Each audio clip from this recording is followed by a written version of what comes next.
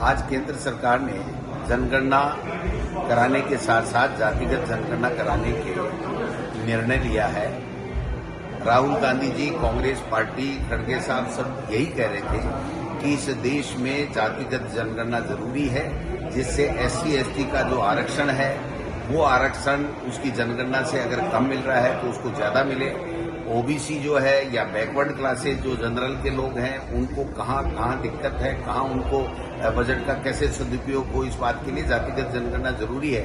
और राहुल गांधी जी ने कहा था जब तक जातिगत जनगणना नहीं होगी, जो हमारे संविधान में समानता का अधिकार है और जो हम पिछड़ों को, जो दलितों को आगे लाने की हम बात कर रहे हैं, वो पूरी तरीके से उसकी पालना नहीं होगी।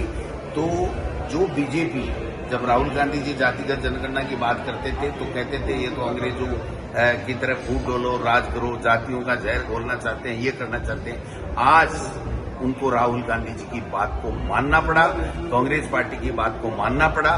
जातिगत जनगणना भी होगी और SC/ST, OBC, जो बैकवर्ड EWS है, उन सबको जो उसका अधिकार है, जितनी उनकी भागीदारी है, उतनी उसकी हिस्सेदारी होगी। ये जो न्याय है, ये न्याय मिलके रहेगा। ये आज राहुल गांधी जी ने जो कहा था वो केंद्र सरकार को मानना पड़ा है। मैं समझता हूं कि जब राहुल गांधी जी ने इस देश में चेताया था, जब कमियां बताई थी, उस पर जहां ध्यान नहीं दिया वहां हमें नुकसान हुआ, देश को, लोकतंत्र को नुकसान हुआ। और जब बात मानी है तो उसके बाद में उसमें फायदा हुआ है। तो ये जो निर्णय किया गया कि ये राहुल गांधी जी और पूरे देश की आवाज बनकर के मोदी जी को मजबूर किया है कि आपको जनगणना करानी पड़ेगी और अब आरक्षण की सीमा को 50% के कैप को इनको हटाना पड़ेगा। ये हम लोग कहना चाहिए।